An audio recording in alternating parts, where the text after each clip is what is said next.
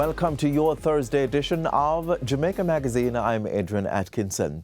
On the show today, steps by the government to manage and restore losses to our mangrove ecosystem, plus using kind or appropriate words to address persons with disabilities. There's more within the half hour, so stay with us.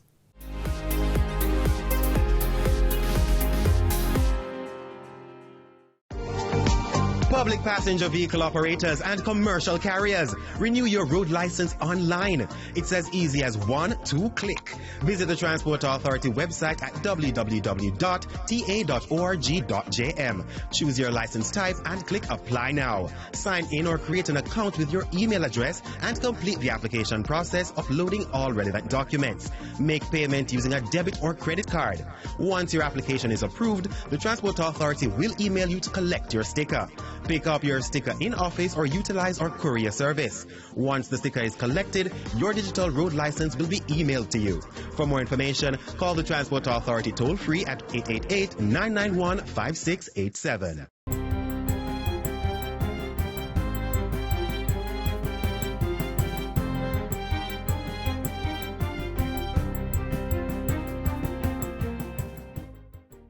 Good day, I'm Theodore Henry, and this is your JIS News for Thursday, March 28, 2024.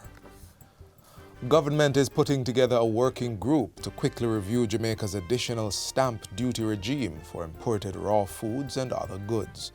Minister of Finance and the Public Service Dr. Nigel Clark made the announcement as he closed the budget debate in Parliament Tuesday. The working group will be comprised of the Ministries of Agriculture, Industry and Finance, inclusive of the Jamaica Customs Agency. Each of the parties are to engage stakeholders in their respective sectors.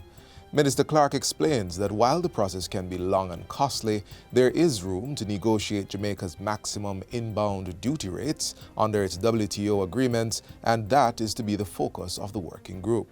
The government has the option of additional stamp duties and other duties, because we are not at the maximum level for all of the products.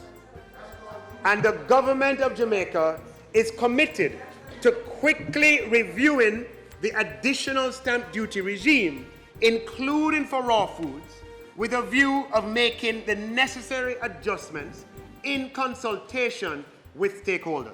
The minister's announcement comes in the wake of questions relating to the recently announced decision to remove GCT on imported raw foods and potential implications for local production. He explains that the measure is necessary as the current imposition of GCT on foreign-produced raw foods only violates binding trade agreements to which Jamaica is a party. Most notably, the General Agreement on Tariffs and Trade, GATT, which was replaced by the World Trade Organization, WTO, in 1995, and of which Jamaica is a member. Article 3 of the General Agreement on Tariffs and Trade addresses national treatment of internal taxation regulation.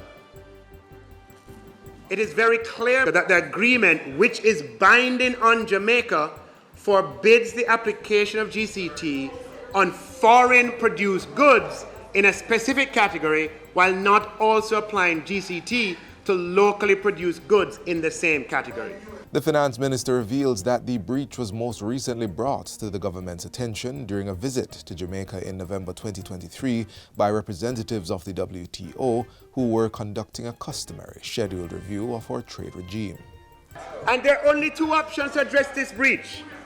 Either we apply GCT to locally produced raw foods, or we remove it from imported raw foods. And we chose the more palatable option at this time of removing GCT from raw foods. Prime Minister Andrew Holness says groundwork for Phase 1 of the rollout of cards under the National Identification System, NIDS, is well advanced. Regulations for the National Identification and Registration Act, NIRA, are to be taken to Parliament for consideration in April. A NIRA board was also appointed earlier this month to oversee the operations of NIDS. In addition, the procurement process has been completed for renovation of 8 of the targeted 23 post offices, paving the way for work to begin shortly. These are in Montego Bay, Black River, Maypen, Santa Cruz, Falmouth, St. Anne's Bay, Ocho Rios, and Mandeville, and will be used as enrollment sites. Renovated post offices will double as digital service points, which will become dedicated areas for people to receive help and to have access to digital services free of charge. The toll-free period for use of the Maypen to Williamsfield leg of the Southern Coastal Highway Improvement Project, SHIP, is being extended to July 1, 2024. The extension is being granted to facilitate the conclusion of negotiations with Trans-Jamaican Highway Limited, which operates the East-West Highway from Cape Manus to Maypen under a concession agreement. Trans-Jamaican Highway Limited has a right of first refusal to operate the new highway. The Trans-Jamaica Highway has exercised their right under the concession agreement by making an offer to the government of Jamaica. This offer is being evaluated by independent financial advisors and negotiations are ongoing. In the meantime, the Prime Minister affirms that the government intends to move further westward from Williamsfield in Manchester to Hodges in St. Elizabeth. This extension will include a Northern Mandeville bypass, a Spurtree bypass, a Southfield bypass, and a Black River bypass. Value engineering exercises have been performed to reduce the project cost and at the same time increase its functionality. Madam Speaker, the residents of South St. Elizabeth will be part of the stakeholder consultation process to ensure their input is obtained and incorporated from the design stage to project delivery. An additional $1 billion is to be dedicated to rural water systems for the upcoming 2024-2025 financial year. Prime Minister Andrew Holness says this significant investment is intended to meet the water needs of communities in rural Jamaica, many of which are not customers of the National Water Commission. I know, Madam Speaker, that they have several projects on the books, but not funded. So they have developed projects, but because it's not financed, they have put it in file 13. What we're going to say to rural water now is bring out those projects. We have $1 billion which we're going to reserve under capital. Get those projects in and let's get water to the people. The sum is in addition to the $409 million being invested by Rural Water in several projects for the new financial year. The proposed projects spread across communities in St. Catherine, St. James, St. Anne, Clarendon, St. Mary, Hanover, Portland, and Trelawney. And finally, teachers and students at the Marymount High School can expect a completed 20,000-gallon rainwater harvesting system come this May. Minister with responsibility for water, Matthew Samuda, gave the update during a recent World Water Day event. He outlined why rainwater harvesting was among the government's policy plans for getting the commodity to residents. Because the elements that come together to make sure you have water in your pipes are not as simple as it is, as people contemplate. Persons assume rainfall, I must turn on my pipe and get water. There are several other steps that have to take place. There is, however, significant benefit to harnessing our rainfall and ensuring that we store rainfall. Certainly not in every area, because some places the runoff is important for the recharge of our aquifers. And that's it for JIS News today. I'm Theodore Henry. Thanks for watching.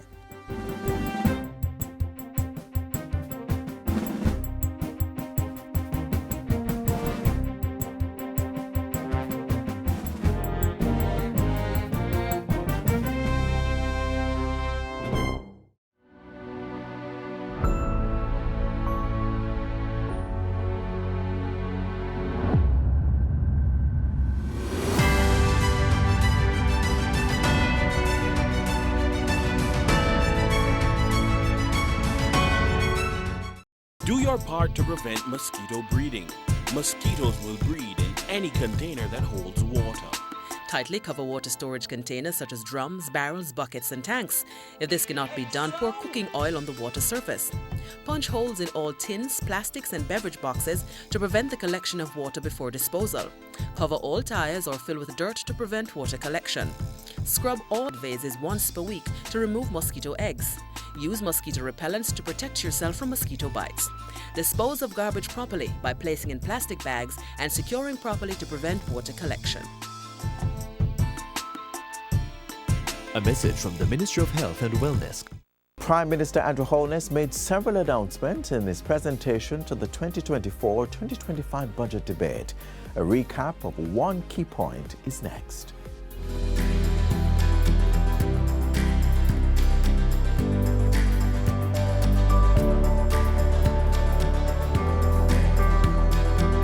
Affirming his insistence that Jamaica must now focus more on increasing productivity, Prime Minister Andrew Holness has announced a slew of initiatives to upskill young persons and support business development. Mr. Holness was making his contribution to the 2024-2025 budget debate and indicated that these would be implemented by the Heart NSTA Trust. Through the Community Action for Rewarding Engagement Care initiative, Heart will seek out and engage people who are not working or enrolled in a training program. 30 persons drawn from each of the 63 constituencies will receive a stipend of $13,000 per week for the duration of their training and a monthly transportation grant of $15,000. This grant will be tied to their attendance at training. Heart will be proactive in finding you and bringing you to the well of training.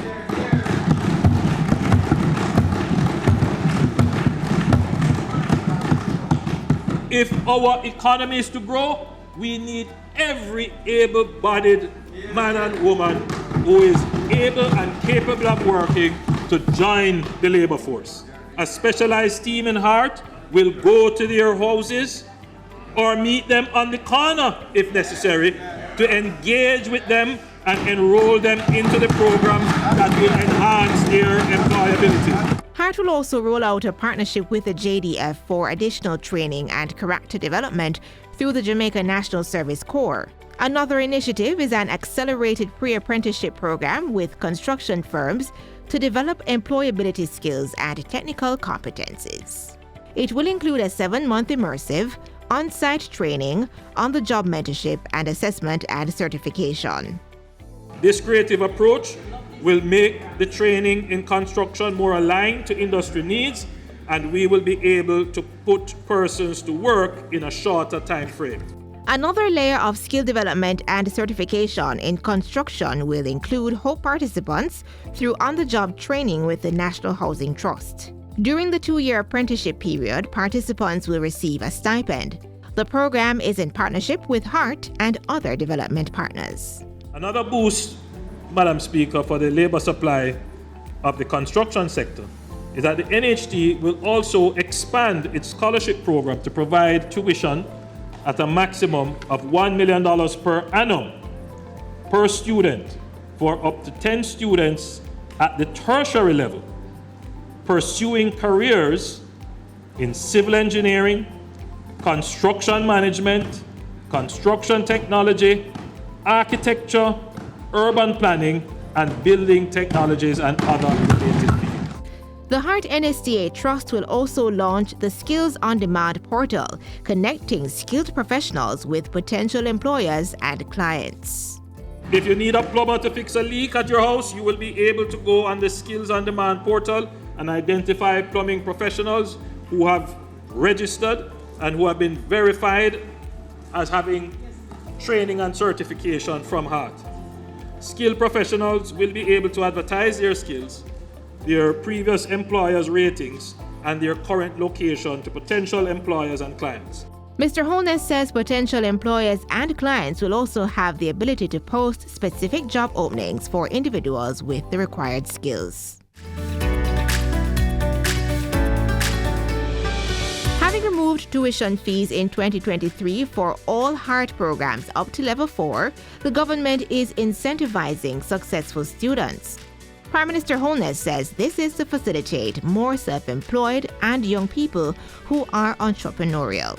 From April 1 this year, each successful graduate of a level 4 trade program is in line to receive a grant of $50,000 to purchase tools of their trade and move to the next stage of their career. Path beneficiaries and wards of the state will receive $75,000. Additionally, starting next financial year, the Heart NSTA Trust will open a special grant facility of up to $100,000 for Heart certified trainees who have registered a trade or business that has been operating for more than a year.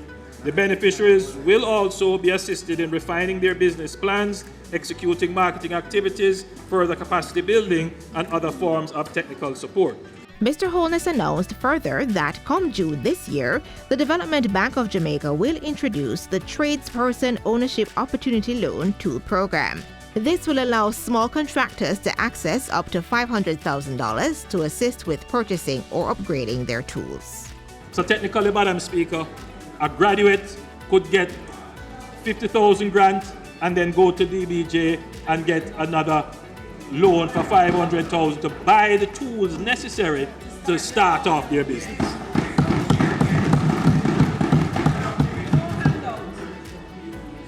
These grants and technical assistance are a deliberate effort to provide our trainees and small businesses with meaningful support to increase their productivity and grow their businesses.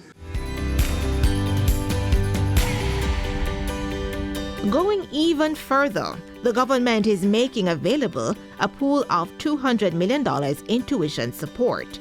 This will benefit approximately 1,000 tertiary students who are in good academic standing with their institutions but are having financial challenges. The allocation comes on the heels of the removal of the guarantor requirement for student loan effective April 1. This support will be administered through the Ministry of Education in conjunction with the CDF, where each constituency will be allocated approximately $3 million and each beneficiary can get a maximum grant of $200,000.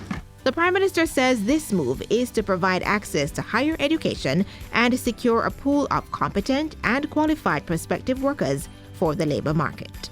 This administration is very serious about giving our students the opportunity to access higher education and skills as we seek to move from a low-wage economy to a high-productivity economy.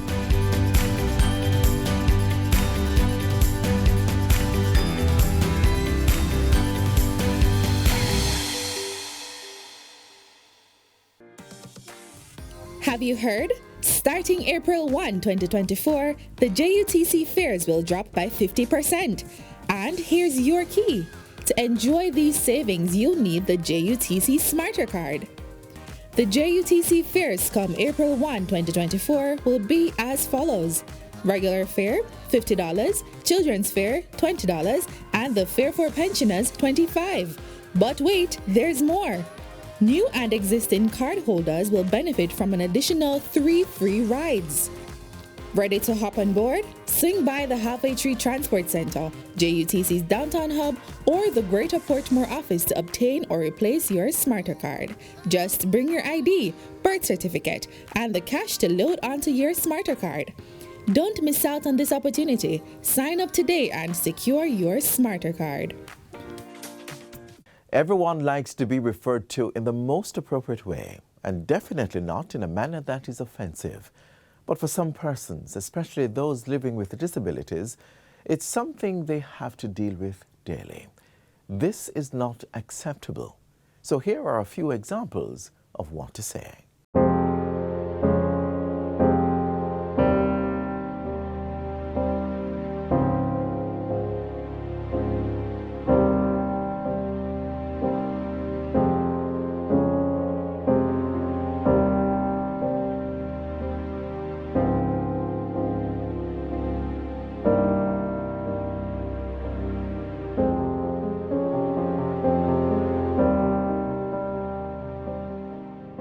Words can hurt, especially for those among us with a disability, each with their own condition, which may make them stand out, but should in no way have them left out. Hurtful language, intentional or not, can make people feel excluded and be a barrier to inclusion, equality, and equity.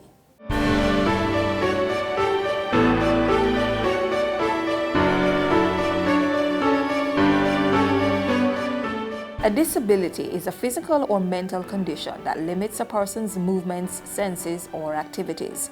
A disability is not a human being or group of people. With that understanding, it is never respectful to say a disabled person or the disabled. In addition, do not use the term impaired. These words do not reflect the individuality, equality, or dignity of people with disabilities. Persons who use wheelchairs, just that, you use a wheelchair. The wheelchair happens to be your legs, you know, and that is fine. The shoes help me to move around, and my slippers and so on, and the wheelchair helps somebody else to move around. The word itself, disability, is acceptable as it identifies the condition of a group of people. But when referring to a person one-on-one, it is best to use his or her name. If you don't know the individual's name, the person first terminology is what should be used, because the person is more important than his or her disability. So it's not the epileptic, it is a person with epilepsy, or the person with autism, the child with autism, and so on and so forth. When you interact with persons with disabilities, being respectful in your language is not the politically correct thing to do, it's simply the correct thing to do. People with disabilities or the person with a disability. Persons who use a wheelchair. Wheelchair user. Intellectual disability or intellectually disabled. Person with a mental health disability. Someone living with a specific disability or illness.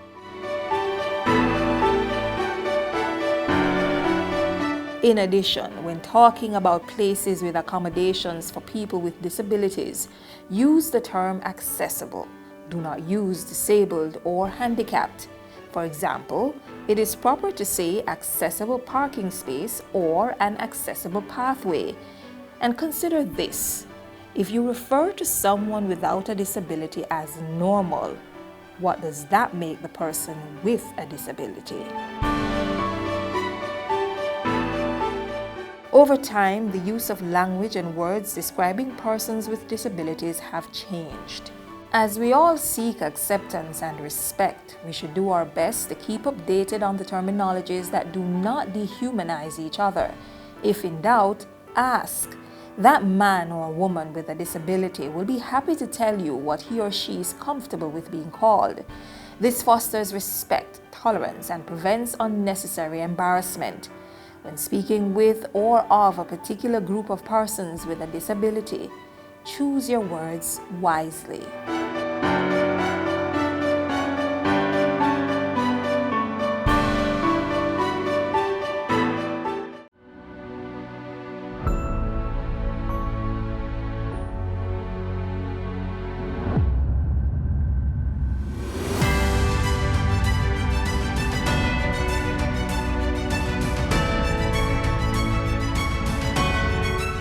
Up next, providing safe passage for children on our roadways.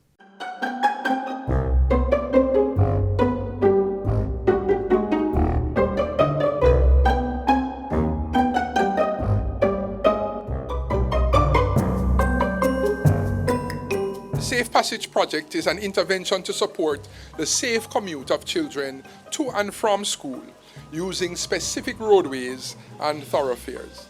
Road safety is a national cause for concern, as hundreds of Jamaicans, including children, have lost their lives annually due to road accidents.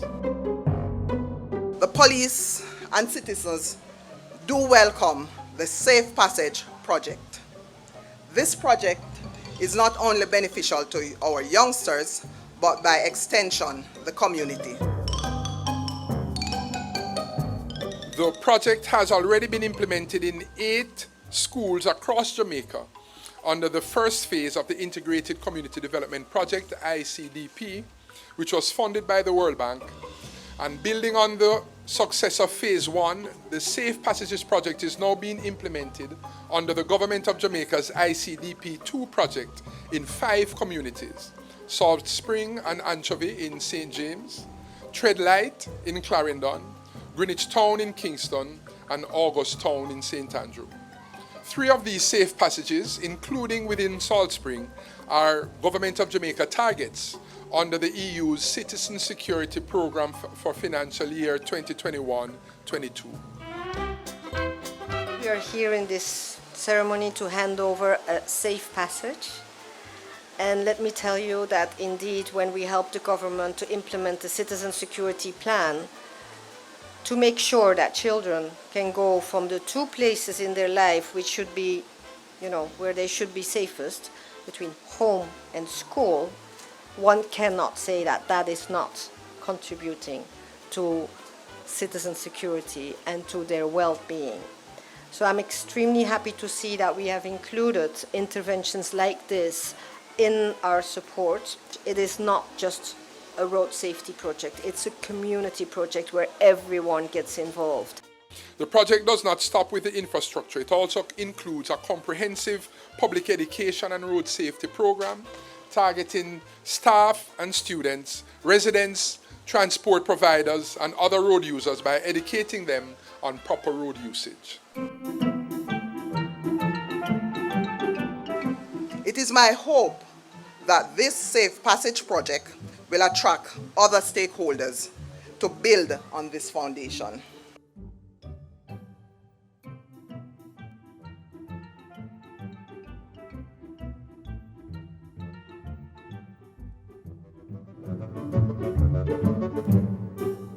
This Safe Passage in Salt Spring boasts all the features which have become synonymous with the project. At a cost of $14 million, 400 meters of sidewalk was constructed with safety guardrails. School traffic signs were installed already, and the pedestrian crossing was put in place. Additionally, 2 bus sheds were constructed. The school fencing was rehabilitated and replaced with a block wall structure, decorated with murals depicting messages on road safety.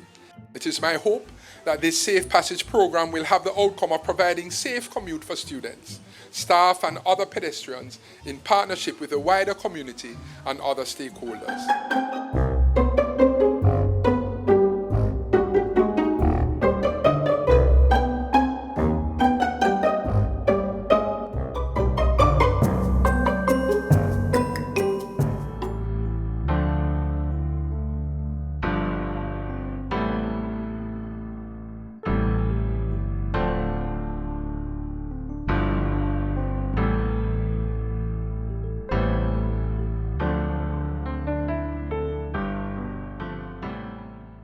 This is where our journey ends, but only for today. Do join us again tomorrow when we bring another informative program. In the meantime, stay connected via our website, jis.gov.jm. And while you're online, send your feedback to Jamaica Magazine at jis.gov.jm or via X at JIS News. You may also find us on all the major social media platforms and through our mobile app that's Android and iOS compatible. On behalf of the entire production team, I'm Adrian Atkinson. Do take care.